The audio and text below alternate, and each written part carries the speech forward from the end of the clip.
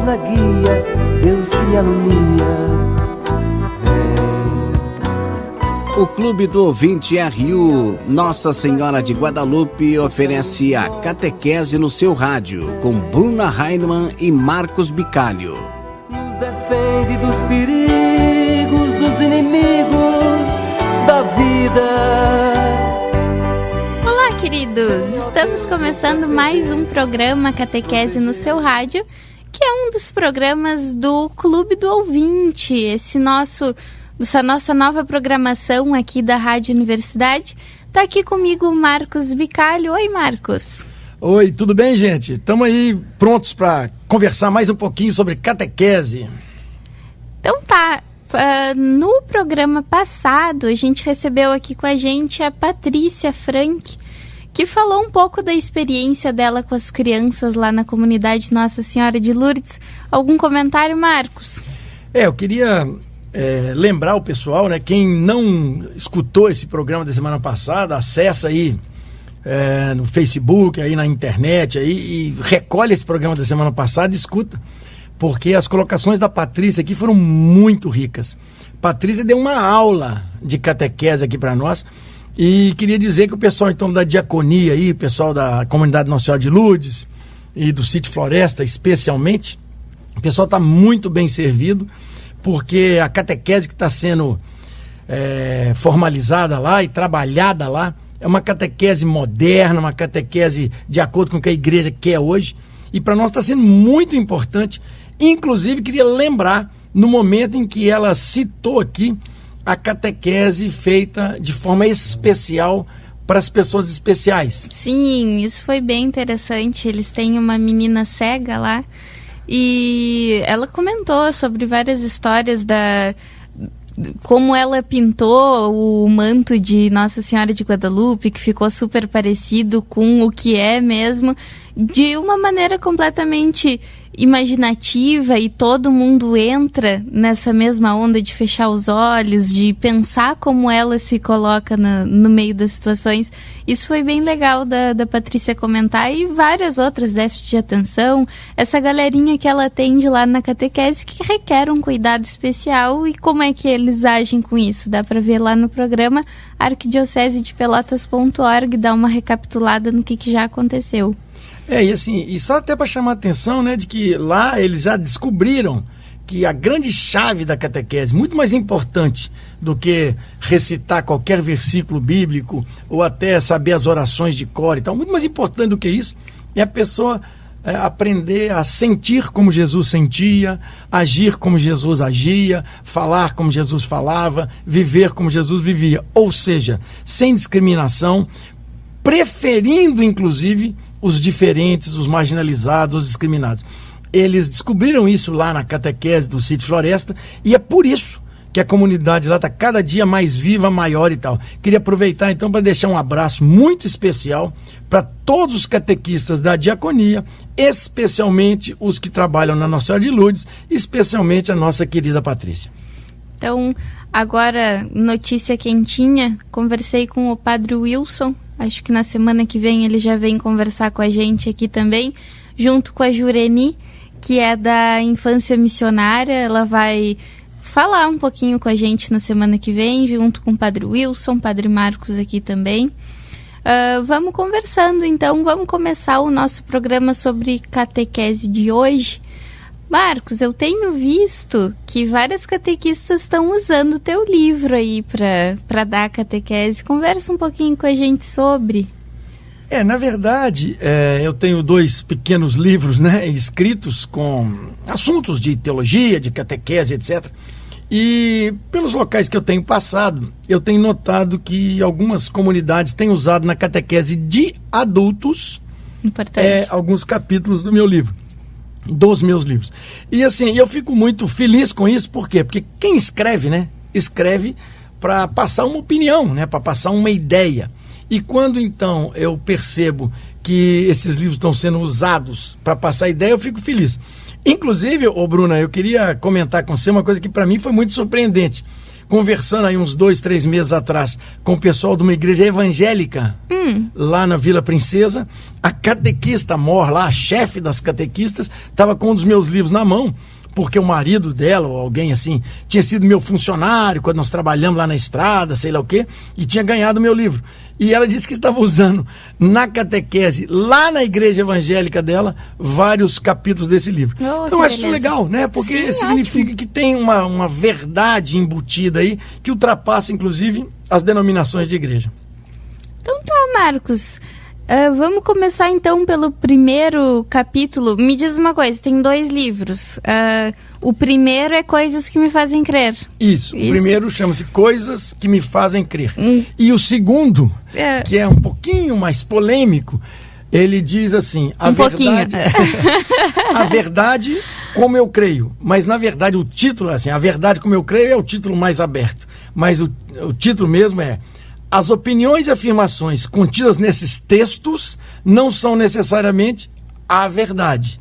São apenas o modo como eu creio. Daí veio a verdade como eu creio. Porque, de fato, são abordagens mais livres, mais abertas de temas polêmicos da Sim. nossa catequese, da nossa formação cristã.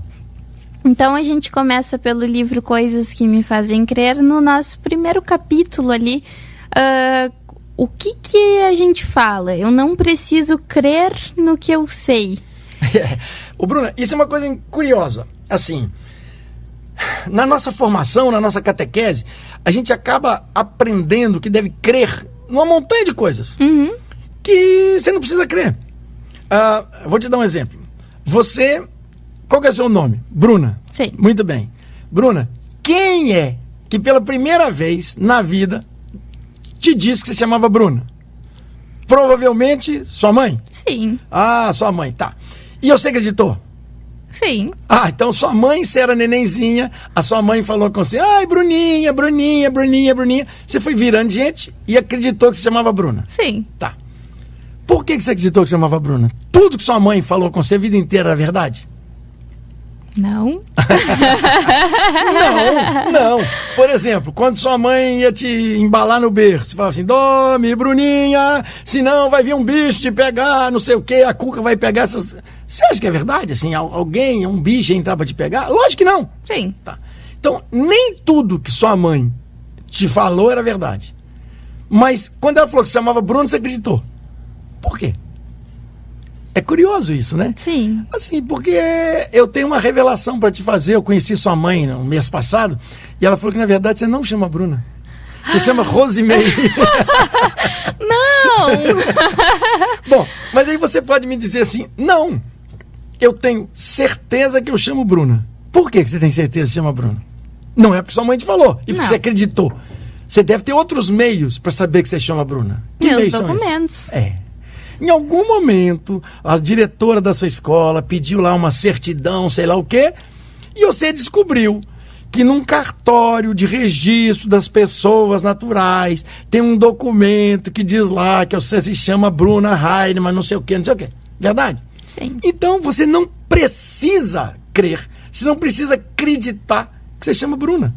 Por quê? Porque você tem meios de saber como é que você chama.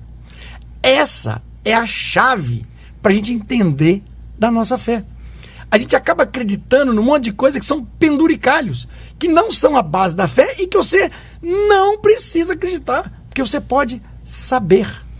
Isso é uma coisa muito interessante. Vou dar para vocês outro exemplo.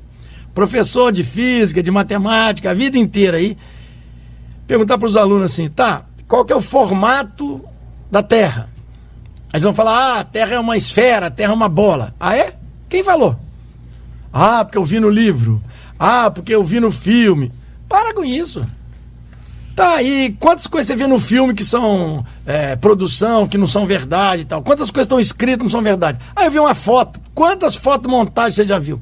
Para com isso. Você tem que ter outras alternativas para entender isso. Veja bem. Eratóstenes, um sábio grego, muito antes de Cristo, descobriu e provou que a Terra era redonda. O que ele fez? Colocou duas estacas de mesma altura na vertical, e ele numa cidade e um colega numa cidade próxima, mediram o tamanho da sombra que o Sol dava no mesmo horário. E descobriu que uma sombra era maior que a outra. Só pode acontecer porque a Terra era redonda. Porque se a Terra fosse plana, as duas sombras tinham que ser do mesmo tamanho. Então, assim, tem um monte de coisas que a gente acredita. A gente nem para pensar. E aí a gente vai acumulando uma tanta de coisas que desnecessariamente a gente crê. E aí não sobra tempo pra gente crer no que a gente precisa crer. Sim. E sobre a fé, Bruna, é a mesma coisa. A gente acaba acreditando num tanto de penduricalho que não precisa acreditar. Que você pode saber que funciona. Sim, e um pouquinho de reflexão nos livra desse fardo, né, que nem tu fala no livro, de poder saber, né, desse fardo que a gente tem de crer nas coisas, e crer nas coisas, a gente pode saber das coisas. Isso. Vou dar para vocês um outro exemplo. A gente, quando era menino, foi ensinado lá na catequese, erroneamente, há 100 anos atrás, que o mundo começou com Adão e Eva, que é a história do homem. Deus pegou o barro, fez um homem, soprou no nariz dele, começou a andar, botou o homem para dormir, arrancou um pedaço da costela dele, fez a Eva. Tá bom. Em nenhum momento da Bíblia isso está lá para dizer sobre biologia ou sobre a origem do homem.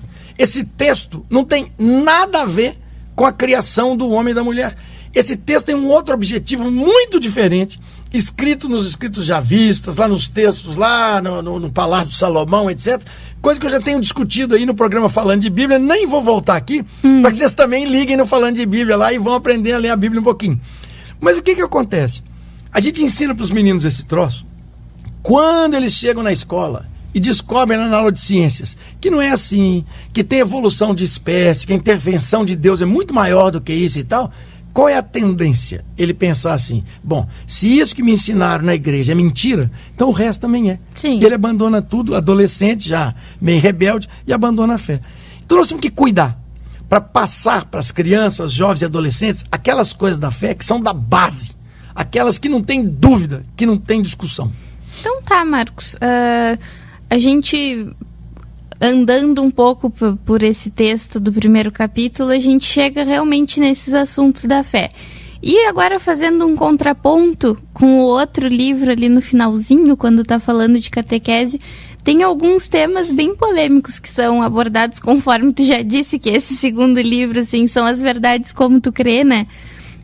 Tu fala um pouquinho sobre a submissão da mulher ao homem, a Arca de Noé, como a Bíblia foi escrita. Tu quer comentar um pouquinho sobre algum desses textos com a gente? Talvez um texto bacana para a gente pensar um pouquinho, já que nós abrimos essa conversa aí do Adão e Eva, seja essa questão da submissão do homem à mulher. Vamos só então lembrar desse texto, como catequese. Vamos fazer um pouquinho de catequese de adulto agora no programa? Podemos fazer, Bruno? Vamos lá. Então vamos lá. Imagina. Então, Deus criou lá um homem do barro, sei lá o que mais, soprou no nariz dele, beleza, o homem respirou, perfeito. Aí o homem viu que estava sozinho, estava muito triste e tal. Aí Deus põe o homem para dormir. Olha o detalhe. Deus põe o homem para dormir, pega um pedaço do seu lado esquerdo e constrói uma mulher. Muito bem.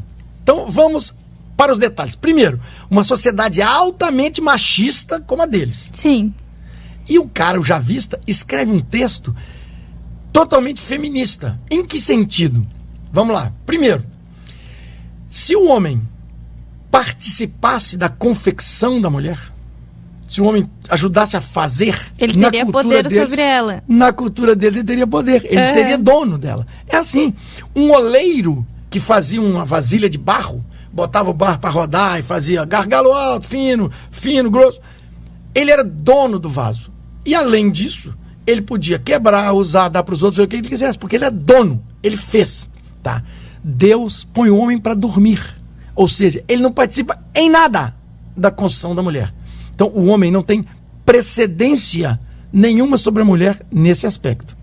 Segundo aspecto, Deus não tirou um pedaço do pé do homem para fazer a mulher, porque poderia se dizer que ela está abaixo do homem. Uhum. E nem tirou um pedaço da cabeça do homem para fazer ela inteira, que a gente poderia dizer que ela estaria acima do homem. Deus tira um pedaço do lado do homem, para que os dois fossem iguais, para que os dois fossem semelhantes. E aí se abre mais uma questão. Além de ser do lado, porque eles são iguais, ainda abre do lado esquerdo. Minha gente, O que é que na nossa tradição toda nós temos do lado esquerdo?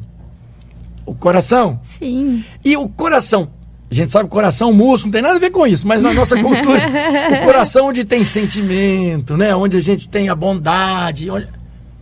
E aí, o Javista conhecia tanto o ser homem e mulher, que ele diz, a grande diferença entre o homem e a mulher é que a mulher foi feita inteira a partir de algo do lado esquerdo do homem. Embora eles sejam iguais, que lindo. A mulher é muito mais sentimento, ela é muito mais carinho. E é mesmo. Por quê? Porque ela foi feita de um pedaço, ela é toda feita de um pedaço do coração. Quer dizer, ela é feita de coração. E aí eu pergunto para vocês, o que tem de precedência de homem sobre isso? Nenhuma. E aí a gente quer usar texto da Bíblia para dizer, não, o homem foi feito primeiro, então a mulher é submissa. Para com isso é uma bobagem. Isso é uma bobagem. Então a gente poderia usar o contrário, né? Que, já que é na polêmica, que as mulheres usam. Nós fomos feitos depois, por isso nós somos melhor, porque primeiro faz o rascunho, né? Faz o rascunho aí, corrige as imperfeições e aí faz o principal. Então não tem nada disso. A catequese tem que ser colocada exaltando os valores. E um valor fundamental que a gente tem que deixar hoje claro é a igualdade entre o homem e a mulher, de que os dois têm o mesmo valor, a mesma precedência, embora na nossa sociedade isso ainda não é assim. Porque você vê exercendo na mesma empresa, a mesma função, com salários diferentes. Sim. O homem ainda ganha mais que a mulher. Mas são conquistas que nós vamos devagarzinho. Mas só para polemizar, já que nós estamos fazendo aqui um pouquinho de catequese no rádio, é isso mesmo. Entender os textos no contexto que eles estão. Sim, tem todo um contexto histórico, inclusive, atrás disso que tu tá falando, né? Sobre a sociedade ser de oleiros e tal. Por que foi escrito esse texto, Marcos? Veja bem, numa sociedade de oleiros, o que é isso? As pessoas que faziam objetos de barro, quando Deus faz o homem do barro, significa o quê? Que Deus faz o homem do jeitinho que ele quis. Então, por exemplo, quando o oleiro está fazendo lá o vaso, que bota para rodar naquela máquina, né, batendo até com o pé e tal, mais primitivamente, e o homem, o oleiro, aperta as mãos, o vaso fica magrinho, ele abre a mão, o vaso fica bojudo, põe a mão por dentro, parede mais fina, mais grossa. É um sintoma, é um sinal de que Deus criou o homem do jeito que ele quis. Para quê? Para que ele seguisse a vontade de Deus. O homem é submisso a Deus, deveria seguir as coisas que o seu chefe, o seu patrão, o seu criador faz. Não quer dizer que fez o homem do barro, é uma alegoria para dizer que Deus fez o homem como ele quis. E a mulher também. Deus fez o homem e a mulher iguais, todos os dois submissos à sua vontade. Para quê? Para que seguissem aquilo que lá na frente Jesus vem ensinar. Já que com todos os profetas e tal, nossa burrice não deixou a gente entender. Ele precisou de virar gente. Deus precisou de ser gente, virar gente, para nos mostrar o que a gente tinha que fazer. Se encarnou, homem, Jesus de Nazaré. Nossa, que ótimo! Isso aí. E não me deixa empolgar, não, senão eu vou vazar o horário. Então tá, então vamos só falar sobre uma coisinha que a gente deixou passar aí, que é sobre a manipulação de opiniões, que tem também nesse primeiro capítulo do livro. Tu fala um pouquinho sobre a diferença do Mickey e do Zé Carioca e tal, conversa um pouquinho com a gente sobre. A gente vive uma sociedade da desinformação. Embora a gente tenha muita informação hoje, né? Todo mundo tá ligado no WhatsApp, no Facebook, sei lá o que e tal, a desinformação é galopante. O excesso de informação traz a desinformação. Quando eu estou discutindo com jovens, com adultos, eu gosto de lembrar alguns personagens das histórias em quadrinho do mundo Disney, né? Só para te lembrar, né? Mundo Disney, mundo que veio importado dos Estados Unidos, americano e tal. O mundo Disney nos apresenta dois personagens. Um, que é modelo de sociedade.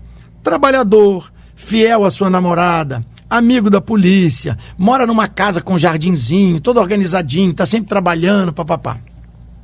Outro é um vagabundo, nunca tá trabalhando, sempre de pandeiro na mão, traindo a namorada, mora na favela, só gosta de carnaval. Curiosamente, o modelo de pessoa correta chama-se M-I-C-K-E-Y, Mickey. Para completar, Mickey Mouse. Totalmente americanizado. Totalmente americano. E o vagabundo que não quer nada, o vira-lata e tal, chama Zé. E para piorar, Zé carioca. Sim. Então, assim, desde que a gente é menino, nós estamos lendo nas histórias em quadrinho de que bom é o que vem de fora, que o americano é melhor que nós somos vira-lata. E isso, por exemplo, estou chegando agora, nesse minuto, né, vindo de Piratini. E estava numa discussão com as pessoas, e com inclusive um grupo de adolescentes lá, de 14, 15, 16 anos, numa sala de aula, discutindo sobre isso, assim, essa síndrome de cachorro vira-lata, de que nós não prestamos, que nós somos pior, que nós somos inferior, tem que acabar. Sim. Porque assim, eu não sou cachorro vira-lata. Eu não sou corrupto, eu não tenho nada a ver com a mala do Temer, do Gedel, com a corrupção, eu não tenho nada a ver com isso. Eu não faço parte desse time, eu sou outra pessoa. E eu, como pessoa, eu tenho que ser uma pessoa correta. E aí os meninos ficaram meio assim, e eu fiz uma pergunta pra eles. Quem aqui que baixa música na internet sem autorização? Aí eles começaram tudo a ficar vermelho. Quem aí que tem um Windows pirata? Quem aqui que compra DVD pirata? E por aí vai. Então, quer dizer, eu não posso. Quem fura fila? Quem fila ingresso passando pelo amigo, da tia, da sogra, do porteiro? Quer dizer, se a gente mesmo faz essas coisas, a gente está reforçando a corrupção. Está errado. E a gente acha que fazer isso não tem problema nenhum. Tem problema sim. Porque é nas pequenas coisas que a gente se forma como gente séria e honesta. Tá aí, então. Marcos com as belas reflexões dele. Bruna, e tem mais uma coisa que eu queria citar aqui, só porque já que nós estamos nessa linha, há uns anos atrás, sei lá, ano passado, eu li um artigo muito interessante de um repórter brasileiro que estava, parece que na Austrália, e ele estava pegando o metrô. E o metrô, 4, 5 catracas, você pagava, comprava o ingresso, passava na catraca, e tinha sempre, em todas as estações, tinha uma catraca escrita catraca livre, que a pessoa passava sem pagar. Então ninguém precisava de passar por baixo da roleta, pular a roleta, passava sem pagar. E ele, muito curioso, perguntou, na terceira ou quarta estação que ele passou, todas tinham isso. Ele foi e perguntou para a menina de bilheteria que vendia lá, para que era aquela catraca livre? Sim. Ela respondeu, olha, se alguém precisar de pegar o metrô para voltar para casa, para ir trabalhar e tiver sem dinheiro, não precisa de pular a catraca, nem criar problema, passa na livre. Aí ele, brasileiro, perguntou para ela assim, vem cá, mas e se a pessoa tiver dinheiro e em vez de comprar o ticket, resolver passar na catraca livre? E ficou muito surpreendido com a resposta dela, que a resposta foi assim, mas por que alguém que tenha o dinheiro para pagar a passagem vai querer passar na catraca livre? Tá aí. Mas não é impressionante? Porque não. isso, a gente está tão incorporado nessa síndrome de vira-lata, que a gente gosta de dar jeitinho, que nós não somos gente séria, que a gente estranha quando é uma atitude séria. Sim. Nós somos assim.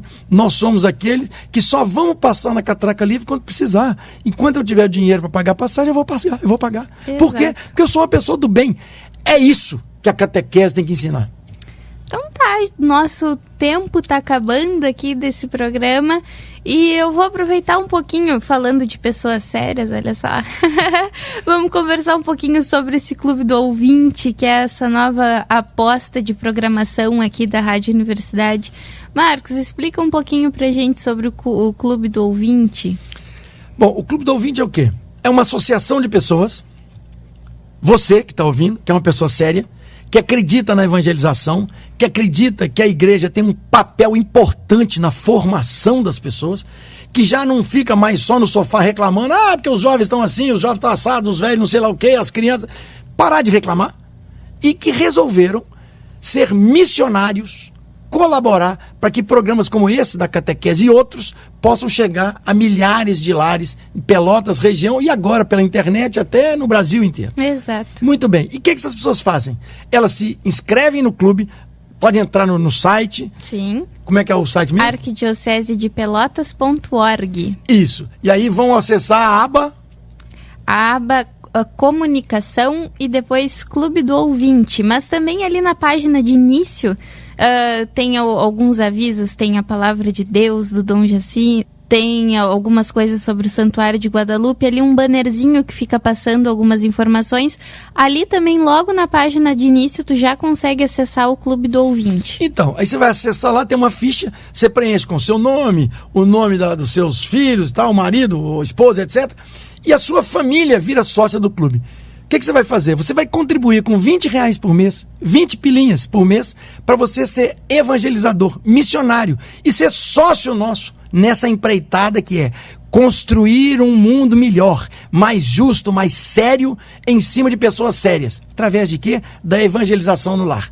E aí, você vai participante do clube, você vai participar de sorteios mensais, de Bíblia, de etc. Vai receber as medalhas do clube, porque o clube chama-se Clube Nossa Senhora De Guadalupe. de Guadalupe. Então você vai ser parceiro nosso. E fatalmente, nos nossos rosários diários, nas missas diárias, as intenções serão para aqueles sócios do clube que são aniversariantes ou de batismo ou de nascimento naqueles dias. Certo, então, pessoal, nós, com o patrocínio do Clube do Ouvinte, estamos encerrando mais um Catequese no seu rádio. Fica o convite para vocês nos acompanharem também na semana que vem. Vai estar a Jureni, o Padre Wilson aqui. Vamos discutir um pouquinho mais sobre catequese. Brigadão, gente. Brigadão, Marcos. Falou. Então, um abraço para todos vocês e vamos seguir junto. E junte-se a nós, seja sócio no Clube do Ouvinte. Até mais.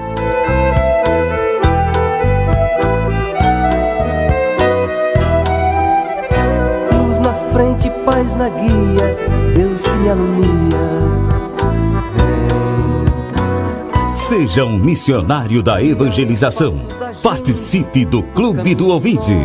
Um oferecimento Rádio Universidade, uma emissora da Arquidiocese de Pelotas. Dos inimigos da vida, vem, ó Deus, nos defender, nos proteger. Vem.